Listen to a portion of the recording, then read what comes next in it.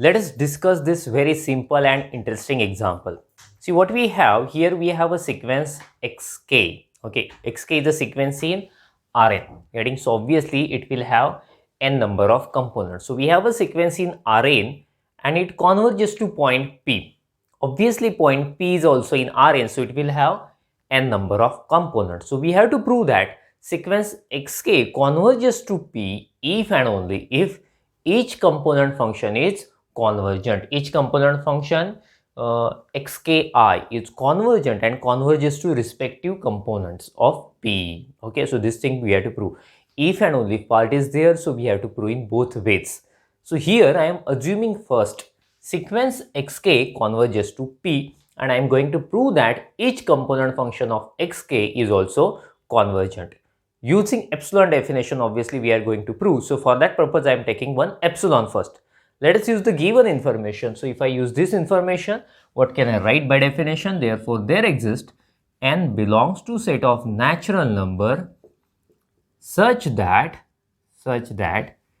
d of xk comma p less than epsilon for all k greater than or equal to capital N. Okay, so see d means Euclidean distance here, so that's why we can define it using norm. So therefore norm xk minus p less than epsilon for all k greater than or equal to n. I will write the value of xk. Xk means xk1, xk2 and so on, xkn, and p having components p1, p2 and so on, pn less than epsilon for all k greater than or equal to n. So we can subtract component wise. So therefore norm xk1 minus p1, xk2 minus p2 and so on, xkn minus p, right? Yes, norm less than epsilon for all k greater than or equal to capital N. After that, obviously we have to use the definition of norm with the help of square root. We define this norm, okay? But make a screenshot of it first, then we will go further.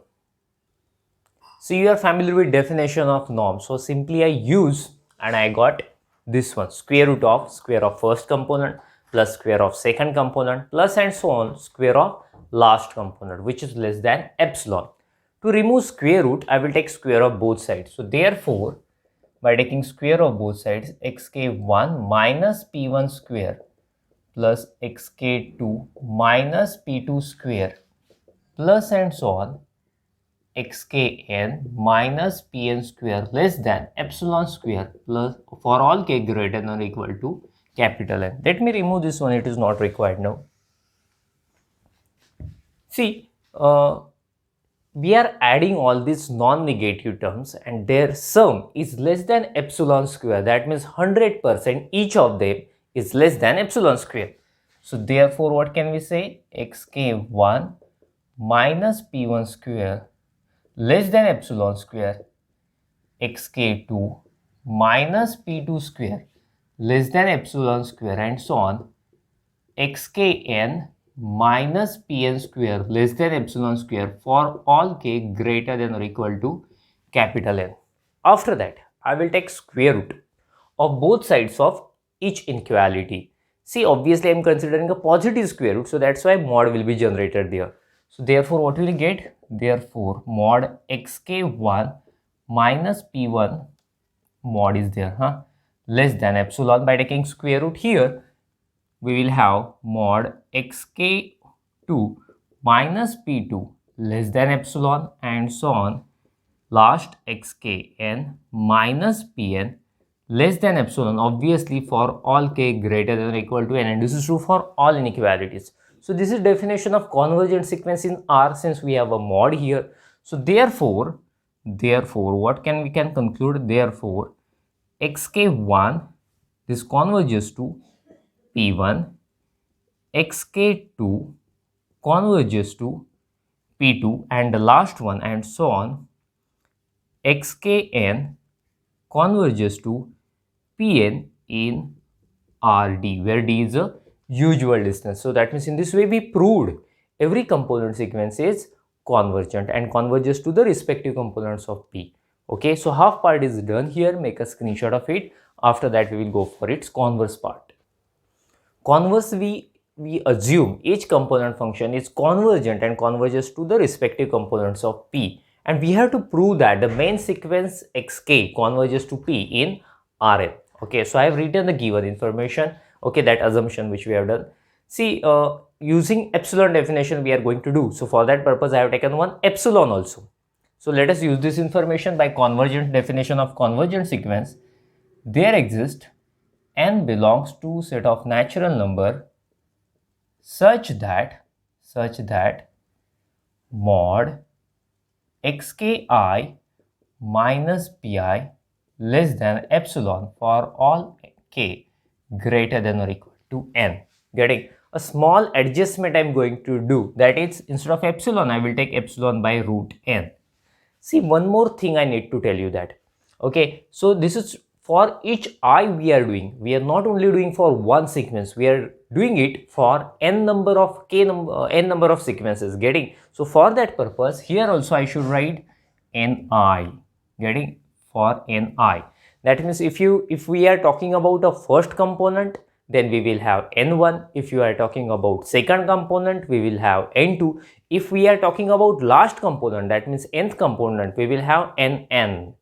Getting, so we are writing for all components, not for single component. So that's why I taken ni. So actually how many ni's are generated here? N number of ni's are generated, n1, n2, n3, and the last one will be nn. Okay, so what will I do? I will take maximum of all, so that all will be true simultaneously. So I will write, this is star, let n is equal to maximum of n1, n2, and so on nn. Then it will work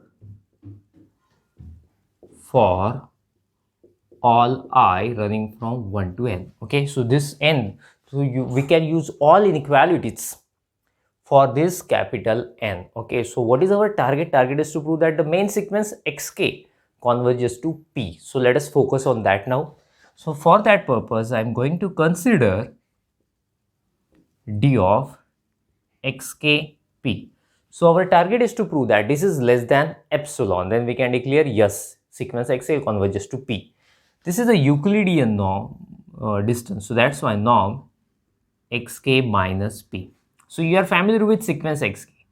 So xk1, xk2, and so on xkn, right? P is p1, p2, and so on pn. So after that we can subtract component wise, but see there is no more space to write. So make a screenshot of it, then we will go further. So I have subtracted component wise, first component minus first component, second minus second, and so on. We are familiar with definition of norm. Let us use it.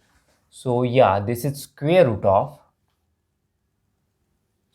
first component xk1 minus p1 square plus xk2 minus p2 square plus and so on xkn minus pn square. Okay, but see in equation star, inequality number star, we have already proved mod of this one is less than epsilon by root n. Okay, so this is less than root epsilon by root n square. Second one is also epsilon by root n square plus and so on epsilon by root n square. But see, this is true for what? For all k greater than or equal to capital N. This is true for all k greater than or equal to capital N. Okay, so let me remove this one. We have already made a screenshot of it. Okay, so let us continue.